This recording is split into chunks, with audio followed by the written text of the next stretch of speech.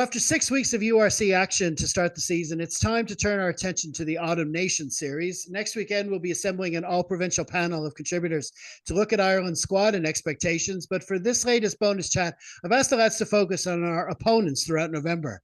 After that dramatic split series down in South Africa in July, Ireland now must defend our world number one ranking, not to mention the Ranfurly Shield, of course, against the rest of the Rugby Championship as well as Fiji.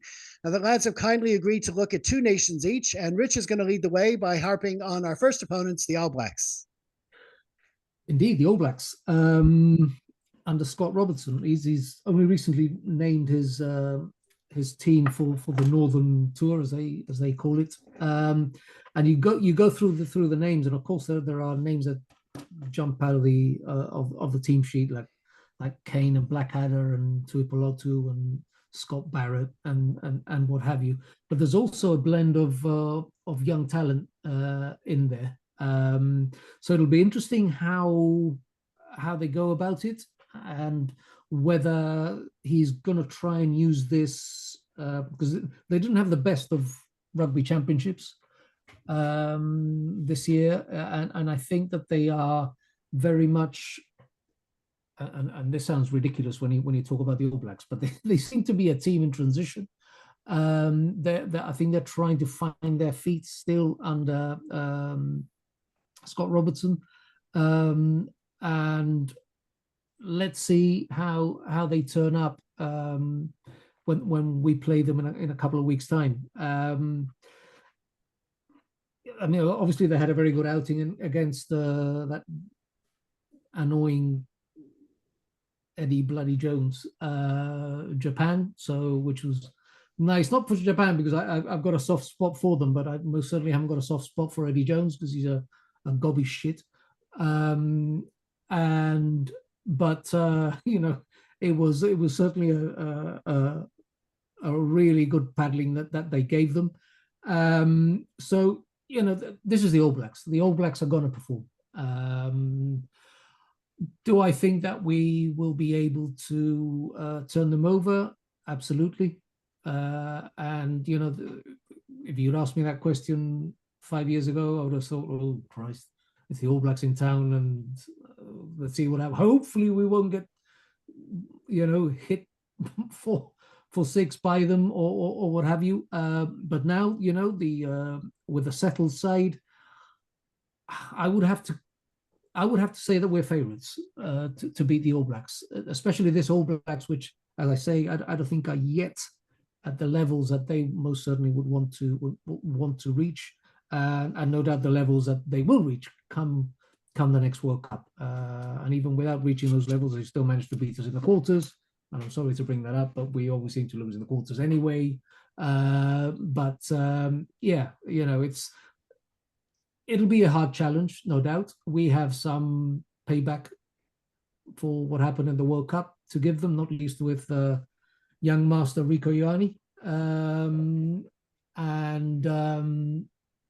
I hope young master Sexton is in the stands watching on that day. Well, he won't be, will he? Because he's got this new role as a mentor now. I think we'll be able to turn them over, which is not to say that it will be easy, not by any stretch of the imagination. And we'll certainly have to be at the top of our game to be able to do that. Yeah, I mean, it's about our confidence levels, isn't it? And we've gotten to a stage now. I mean, whatever about what happened in the last World Cup, we're at a stage now. We go into any match like this, South Africa, New Zealand, no matter who it is, we're right up there. We know that they know that they're ready for a battle as well. Oh, yeah. We know that it's not a question of it's and that's where you want to be. But whatever, if anyone has fears, it's usually the fans based on history. But we have to at least be sure that the players are going into this game confident in the game plan, to make full use of home advantage, all that stuff. We're also generally good at starting competitions, with a good, getting off to a good start. We did in France last season. We beat South Africa at the start of the World Cup. All those kind of things. The first big match going in, ready to play. So it shouldn't really daunt us too much that we're hitting the All Blacks first on a Friday night in November. So there's definitely plenty to be positive, and there'll be a lot of pressure on their side. they had some issues in the rugby championship, things not going swimmingly for them. But of course, on the other side of that, they have multiple different ways to hurt us. So that should be a fascinating start to the Autumn Mm. Nation series. You also had a look at Argentina for us. Yeah. I mean, I like Argentina. I always have the style of play in the grit for many years, even when they were still not allowed to play the big sides. So it goes back that far. And obviously, Felipe Contebomi as the head coach, and his links to Leinster and Ireland.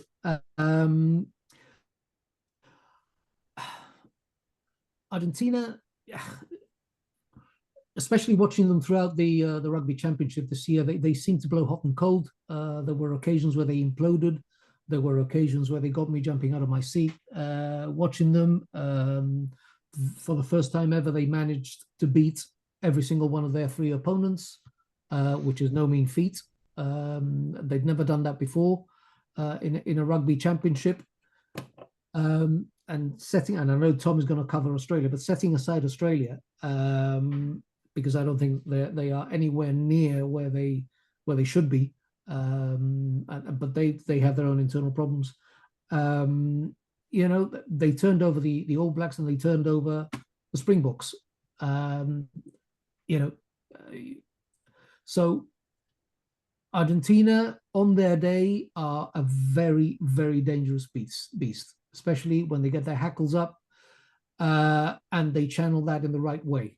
It's only when they get stupid, like Matera decides to get stupid every so often. And of course, you can always count on Lavanini getting yellow carded in the match. But when they've got a good captain, and the Montoya, he's a very good captain, and manages to keep their temperament at bay more often than not. So, like I say, it's a mixed bag. I remember watching us playing Argentina a few years ago at the Aviva, and we both certainly weren't at our best. But it was an awful game. It really was an atrocious game, just a slugfest, and we just managed to come out on top. But that's Argentina can do that to you. They can drag you down into a fist fight, and that's not our game. That's not our game anymore. So it'll very much, and that's the problem with Argentina. You don't know who's going to turn up, which was always the thing with the French. Though not so much any longer, but certainly with Argentina that still holds true. So they can be wonderful, or they can be absolutely horrible and idiotic and imploding, and then you just blow them away. So let's see which one turns up. Absolutely. Yeah, hot and cold is the way to describe the Pumas. I mean, just look at their results this season. And yeah, when we play them, they'll have already played Italy the previous weekend, the previous Saturday, and we're playing them also on a Friday night. So 2 Friday night kickoffs at the Aviva to start this series. So yeah, it'll be interesting to see how they show up. And of course, we'll be just off a week after playing the All Blacks. So that'll be an interesting encounter for sure. Okay, we'll go over to Tom now because in the third week we have a Saturday afternoon kickoff, and we'll be hosting Fiji. Yeah, look, for starters, there's no question that the toughest 2 games out of the 4, and it's interesting we're playing 4 games this year. Been slagging the Welsh for years for grabbing those extra money. We're not aware. We're well aware that the Leinster play Ulster on the last game the night before Australia. So, as an Irishman, I thought Leinster was Ireland. How does that happen? Oh yeah, well, yeah, as well. But look, I think this is a bit of a new thing for us this year, having a 4th test. It's not ideal as an Irish fan and a Leinster fan. Put on both green and blue. I get the logic why we're doing it, but I'm not a fan of it. For starters, coming back to the matches themselves, there's absolutely no question that the first 2 games, Friday to Friday, New Zealand and Argentina, are the 2 tough games, and I wouldn't see much variance in our 23 from game to game. Maybe one change, maybe because we've got some depth in centre and back row, you might see a change somewhere. But basically, it'll be the same. Injuries aside, it'll be the same 23. We obviously play Fiji and we play Australia in the last 2 games. Starting at the back first, just with Australia the last game, and then just finishing up with Fiji. Look, Australia's won 1 game out of 6 in this in the rugby championship. Joe Smith is on a massive rebuild down there. You know, we all grew up looking at Australian teams in the late 80s and early 90s, and you could name the team. And and we are rugby nuts. You know, we watch every game, and whether it's 8 o'clock in the morning for the rugby championship, if we're up, or maybe some Premiership rugby, and you'd struggle to name a lot of the Australian team, which, you know, that's a big cultural change in world rugby. And it's also telling that nearly every week there's always some talk of some rugby league star being trying to be poached by the ARU, and that always tells me that they're not happy with the depth they have. That Australia game, absolutely Ireland should be targeting a win there. They had a very poor rugby championship. You know, they shipped 60 points, I think, against Argentina at one stage.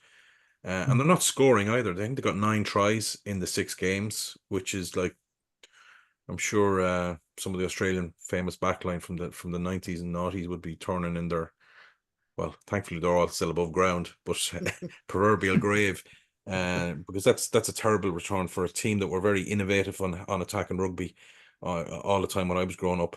They've some new partnerships there, like young Jake Gordon at 9 and Noah Lalisio at 10, and they have a little bit of bulk up at the front with Bell and Tupou, that sort of tongue and Tor, but you know, there's I don't know what other teams in the Six Nations should be. Australia, I think they play Scotland and play Wales as well. It's hard to even tell what to get out of those games. But Joe's a massive rebuild to go on now between now and when the Lions visit in the summer. It's going to be a big 6 or 8 months for Australian rugby, and we will see changes from the first 2 games to the second 2 games that I'm covering. Maybe a rejuvenated Jacob Stockdale might get a run against Australia. Players like that. We play Fiji in the 3rd week. Part of me would love to take Fiji on toe to toe and play your Ryan Birds and your anyone that can offload from mad angles and just put on a bit of a Babas game for the poor souls that are going to the early kickoff on a Saturday. Fiji, you know, if we think Argentina blow hot and cold, well, Fiji, obviously we've seen their game against Portugal in the World Cup, and then, you know, they're quite capable coming out the next week and maybe beating the All Blacks or South Africa or Argentina, whoever. They're just so hot and cold. But I think a lot of those latter 2 games will be interesting to see who we select and how much changes the Irish management team will do, because I think they'll put a lot of focus on a 23 or 24 players to win those first 2 big games. And it is a bit weird saying that Argentina are a bigger game than Australia, but they are. You know, Argentina have got really good players, Toulouse guys like Mali and Chocobares that are playing top of their game in Europe, and Australia don't have players like that at the moment.